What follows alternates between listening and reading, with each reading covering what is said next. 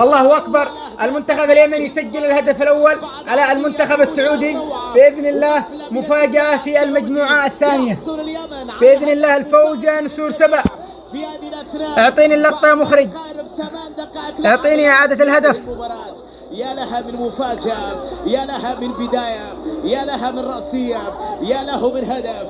اليمن تتقدم بالهدف الأول، تترك اعطيني الإعادة يا مخرج. تترك الألوان وتفكر في الحاضر وتقدم أداء قويا في هذه المباراة ضد الأخضر بهدف مبكر في منتهى الروعة لفريق نور الدين ولد علي، بعرضية برأسية وبهدف. يا سلام يا سلام.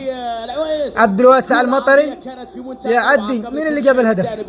عبد الواسع. خلي احنا نشوف الإعادة.